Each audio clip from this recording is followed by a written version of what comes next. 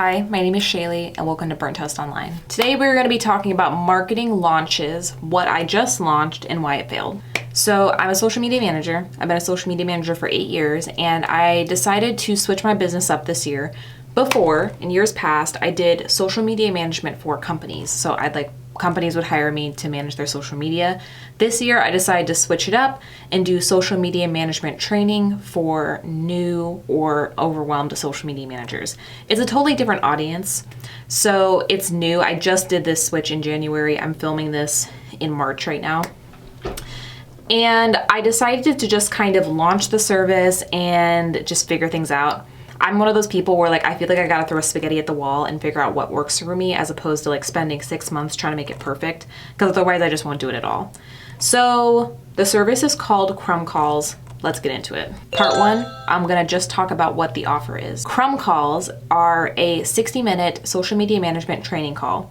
It's really ideal for anyone who's new to social media management or is just confused how to do higher level social media marketing. You would sit down with me, we'd have a 60-minute call, plus you get a follow-up training doc. I'm trying to figure out how to phrase that, but basically it's a document that helps you implement everything that you learned. It's a 30-day step-by-step process. And so, for example, let's say you came into a call with me and you were struggling with content creation. You're really good with numbers, terrible at creating content. What we would do in the call is we would create a content creation workflow, maybe get you set up with some tools, and then in your training follow-up doc, it would be step by step. Okay, week 1, I want you to set this up. Week 2, I want you to create a content plan. Week 3, we're gonna implement the content plan. Week 4, we're gonna get to editing and posting. That's what that would be. I also really like the idea too of making sure that all of my calls are very specific to people's experience and their company.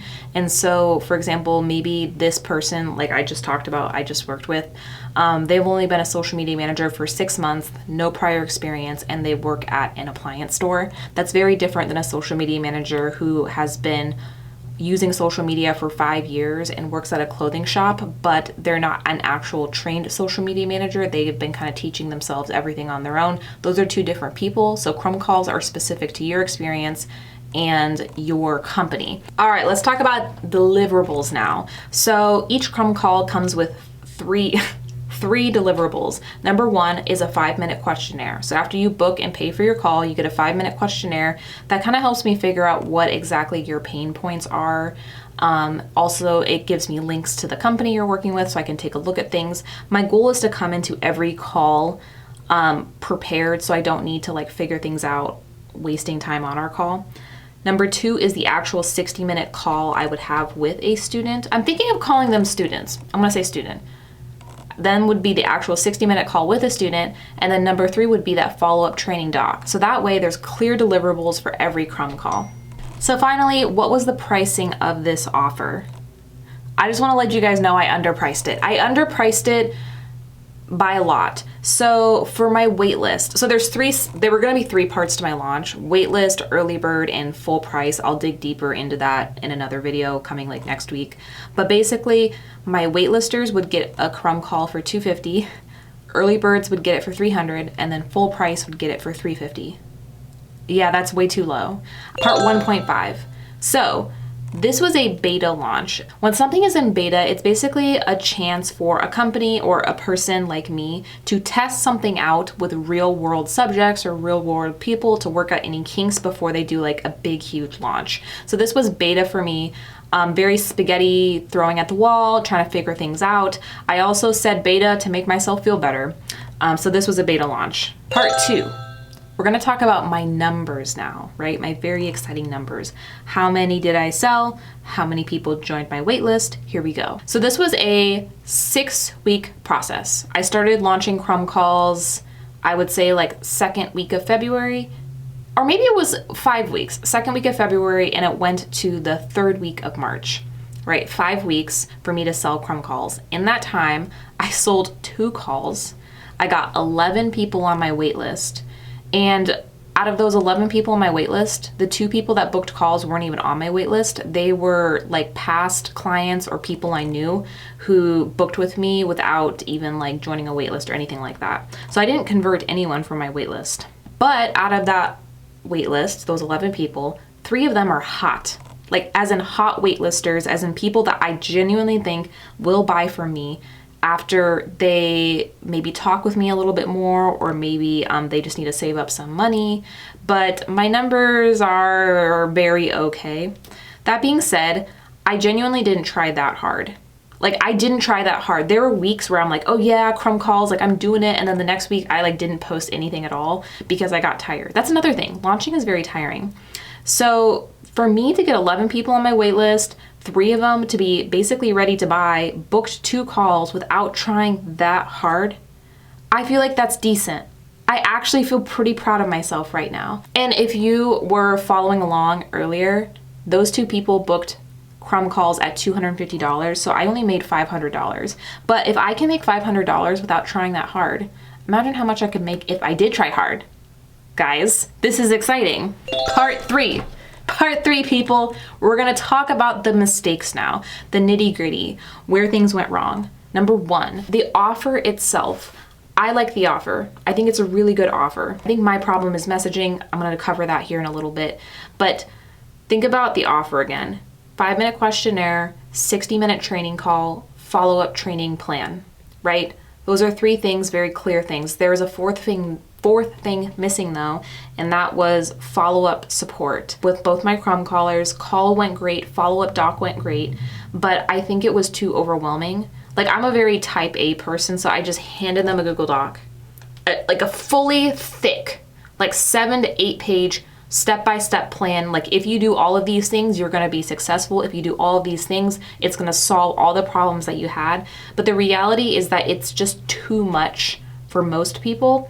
And so I need to alter my strategy moving forward. How am I going to do this? Number 1, in my training docs moving forward, I think that the step-by-step instructions are going to be important. I want to keep that, but I think I'm going to pair it with Loom videos that actually walk people through how to do each of the things I'm talking about. For that reason, I will need to be raising the price. I think it's going to actually help people implement what I'm sharing with them. Number 2 is follow-up support. And so after each crumb call, I reached out to each person multiple times within the next several weeks saying, hey, how's this thing going? Hey, do you have any questions about this? And then they would get back to me. Hey, what do you think about this? What do you think about that? I feel like as someone who is doing training, who is training other people how to do things, for me not to follow up with them just doesn't feel right. Like, I don't feel okay with that. And so that follow-up support too helps people implement what they learn. I want to work with social media managers who are overwhelmed but want to get better and want to be better. And that means that they're going to need more than just a 60-minute call with me. They're going to need that follow-up support. So I will also be adding follow-up support to the next round of crumb calls as well, which will also raise the price. So the offer is getting follow-up support via Slack / Loom videos in the training doc. Alrighty. Okay, the messaging. This is my biggest mistake. It's my biggest personal pain point as a social media manager. My goal with launching crumb calls is I'm actually going to be able to hire and work with a copywriter, messaging strategist here in a few months.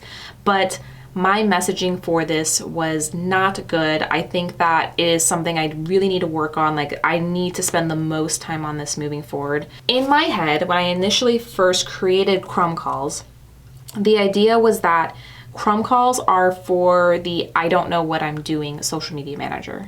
And in my mind, that makes total sense, right? The social media manager who, like, let's say they work at a coffee shop and they're a barista and they know how to post on Instagram. And so their boss is like, hey, like, can you be our social media manager because you know how to post on Instagram? And they're like, sure. Then they actually start doing it and they're like, oh shoot, like, I don't actually know how to do marketing. I just know how to post on Instagram.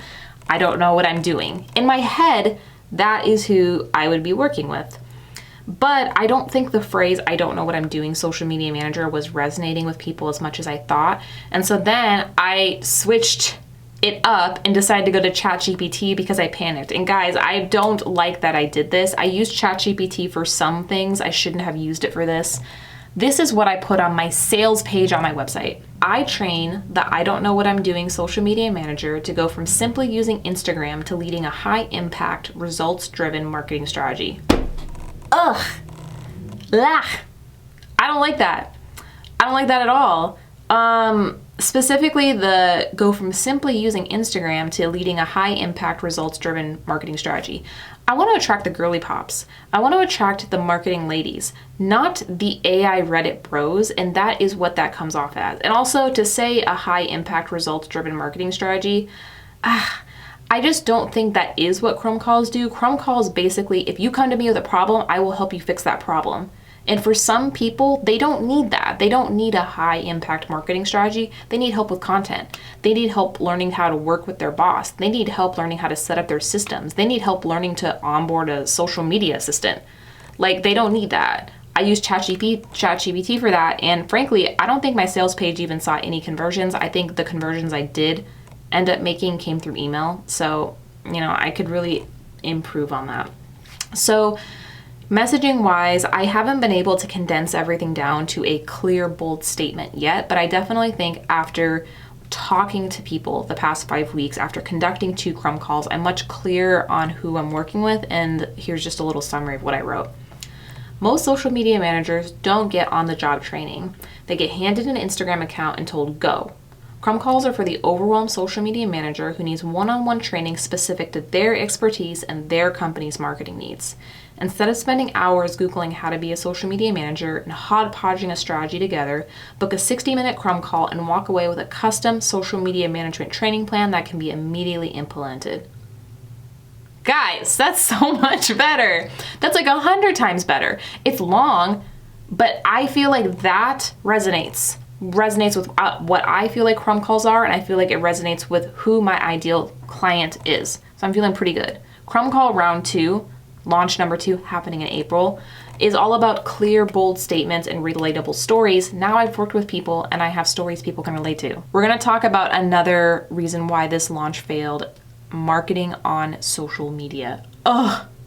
Guys, I'm a social media manager, and so I failed in this. But again, this was me throwing spaghetti at the wall. I did not expect my social media strategy to be super great for this because I just was really trying to figure a lot of things out. I'll admit it, Instagram tripped me up. I generated 0 leads from Instagram. 0. I generated no leads from Instagram. But I actually generated several leads from TikTok. Here's what happened. So when I started planning my launch strategy, this was in January when TikTok was banned in the United States. So TikTok was not a part of my launch strategy. It was all Instagram. And in the past, in my company, all of my high value leads came from TikTok. I haven't gotten a single lead ever from Instagram. They all came from TikTok. And I really got spooked last year when this TikTok ban started circulating. So I literally just abandoned TikTok and spent all of my time and energy, we're talking months of time and energy on Instagram, never converted to anything ever. Months of energy, to me, borderline wasted. But I don't think it's wasted because I think everything is saved energy. It will come back to me at some point. But I started off my launch in February on Instagram and it was going okay. Nothing was happening at all. And then TikTok was unbanned. And I was like, you know what? I may as well just cross post videos and stuff. I may as well just start posting again on TikTok just to kind of see if maybe this would work for me. And it did. It worked so good. I got multiple social media management and training inquiries in. I immediately got more views, likes, comments, saves, and shares on my videos than I ever have on Instagram. And I realized that my ideal client, my target client, is on TikTok. So it really threw my whole social media strategy, I kind of panicked. It threw it out the window. There was no rhyme or reason to what I was doing after that. I was just, should I post here? Should I post there? Should I post this? Should I post that? I also posted on Threads. And I really like Threads. It's probably, if I had to get rid of all social media platforms personally, not business-wise, I would get rid of all of them except for Threads because I really like it. I felt like I was connecting with people on there. I was getting people signing up to my newsletter over on Threads. Threads and TikTok had a financial impact on my business. I was seeing people coming into my business. I call it the burnt toast universe. People were coming into the burnt toast universe via Threads and TikTok and Instagram stories. I like Instagram stories. But in terms of these crafted Instagram posts, my Instagram strategy, I was seeing nothing. I wanted Instagram to work. I did. It doesn't. It doesn't for my business, and that is okay. But that is just where I'm saying the fail comes in, is because I spent so much of my energy over on Instagram and I saw no financial payback. But I do see it on other platforms, and so moving into the next launch, I will not really be focusing on Instagram outside of Instagram stories. Okay, another marketing fail was email marketing. Love email marketing. Guys, if you're thinking about it, just do it. Just figure it out. It's not that hard. Also, I use Flowdesk. Flowdesk is expensive, but it's so much better than, I was using MailerLite before. No, guys, ick.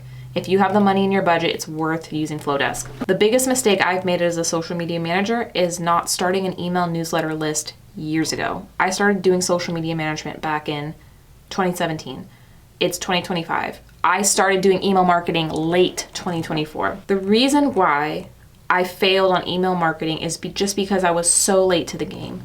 I think there's a statistic, I'll put it on the screen if I'm wrong on this, but email marketing has 7 times more ROI than social media marketing. And I believe it because think of this, people on social media, this is what they're doing. Oh, I like that. They're scrolling, they're saving, they're sending it to their friends. There's not a ton of thought happening there. People can easily like it, people can easily scroll past what you're saying, people can easily follow you, but to get someone to buy something from you, it's a lot of work. It takes a lot of content, it takes a lot of convincing posts, really good messaging, it's just a lot of work.